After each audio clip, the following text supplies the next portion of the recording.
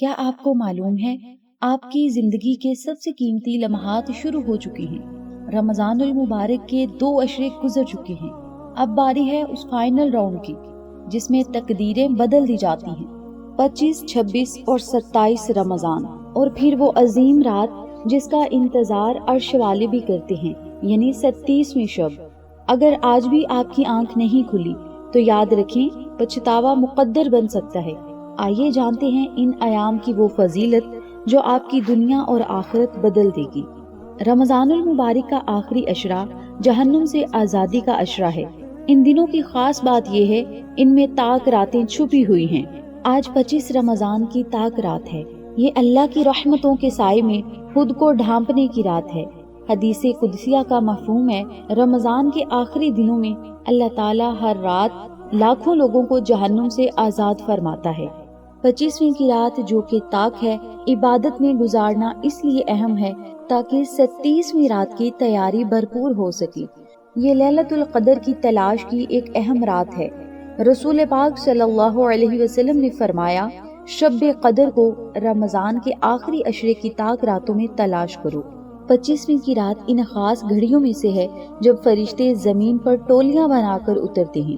یہ رات ہمیں اس عظیم رات یعنی 37ویں کے بالکل قریب لے آتی ہے۔ یہ توبہ اور استغفار میں ڈوب جانے کا وقت ہے تاکہ دل کا زنگ صاف ہو اور ہم لیلۃ القدر کی برکتیں سمیٹنے کے قابل بن جائیں، کیونکہ اس بابرکت رات میں فرشتوں کی تعداد کنکریوں سے بھی زیادہ زمین پر اترتی ہے، اور حضرت جبریل علیہ السلام خود فرشتوں کے ہمراہ زمین پر تشریف لاتے ہیں۔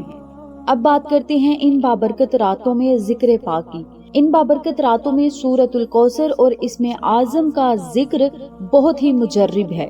سورۃ الکوثر اور اسم اعظم یا حی یا قیوم کا ملاپ ان مبارک راتوں میں ایک طاقتور وظیفہ بن جاتا ہے جو نہ صرف رزق کی تنگی دور کرتا ہے بلکہ دشمنوں کے شر سے بھی نجات دلواتا ہے۔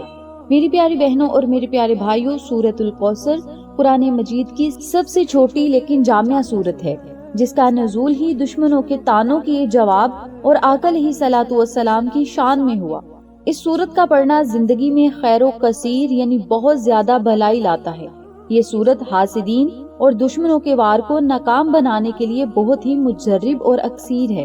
جو شخص ان تاک راتوں میں خلوص دل سے سورۃ الکوثر پڑھتا ہے، اللہ اس کے گھر سے فقر و فاقہ اور تنگی کو دور فرما دیتا ہے۔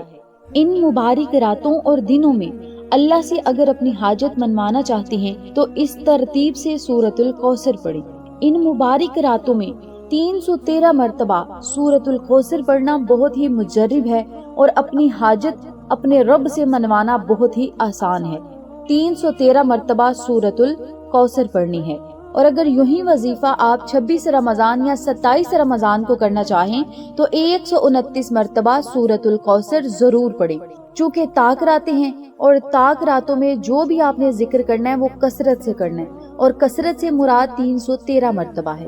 اس لیے تاک راتوں میں 313 مرتبہ سورۃ الکوثر پڑھیں، اور اگر دنوں میں آپ نے یہ وظیفہ کرنا ہے یعنی 26 رمضان کا دن ہو گیا، 27 رمضان کا دن ہو گیا، تو ان دنوں میں 129 مرتبہ سورۃ الکوثر کا ورد کریں۔ اول آخر 11 مرتبہ درود ابراہیمی پڑھیں، کیونکہ یہ تعداد برکت کے لیے بہت ہی مجرب مانی جاتی ہے۔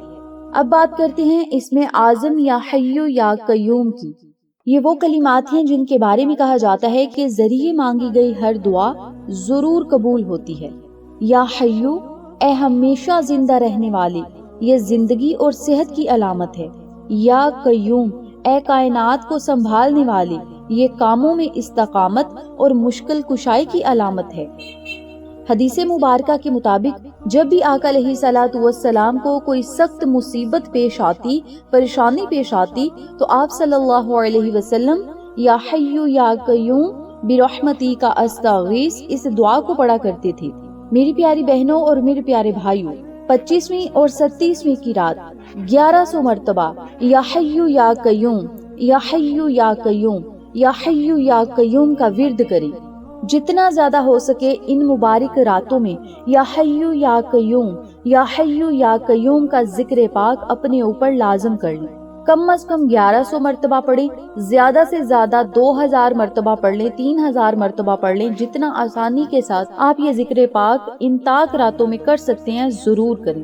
ان وظائف کو پڑھتے وقت اپنا پورا دھیان اللہ کی طرف رکھیں اور سچی توبہ کے ساتھ اپنی مرادیں اللہ کے حضور پیش کریں۔ اور جب بھی آپ نے یہ وظیفہ کرنا ہے، اول آخر درود پاک ضرور پڑھنا ہے، درمیان میں 313 مرتبہ سورۃ الکوثر پڑھیں اور 1100 مرتبہ یا حی یا قیوم 25ویں قرات اور 37ویں قرات میں یہ ذکر ضرور کریں۔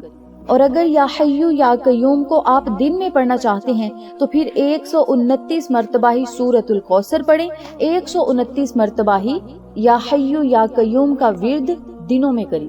اب میں نے آپ کے ساتھ تاک راتوں کا وظیفہ بھی شیئر کیا ہے اور دنوں کا وظیفہ بھی شیئر کیا ہے۔ ان وظائف کو آپ خود بھی کریں، اپنے پیاروں کے ساتھ، جاننے والوں کے ساتھ ضرور شیئر کریں تاکہ تمام لوگ اس وظیفے سے مستفید ہوں، ہم سب کو صدقہ جاریہ کا ثواب ملتا رہے۔ میری پیاری بہنوں اور میرے پیارے بھائیوں، آخر میں ہم چھوٹی سی دعا کرتے ہیں۔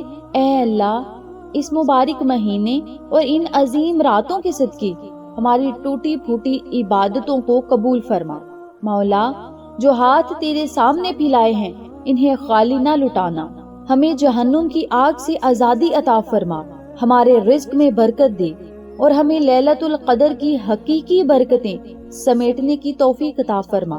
آمین ثم آمین۔ میری پیاری بہنوں اور میرے پیارے بھائیوں، جاتے جاتے کامنٹ سیکشن میں ایک مرتبہ آمین لکھ کر اس خیر کے کام میں شامل ہو جائیں۔ اللہ آپ کا حامی و ناصر ہو۔ انشاءاللہ پھر کسی نئے وظیفے یا اچھی معلومات کے ساتھ آپ کی خدمت میں حاضر ہوں گے۔ تب تک کے لیے اجازت دیں۔ اللہ نگہبان۔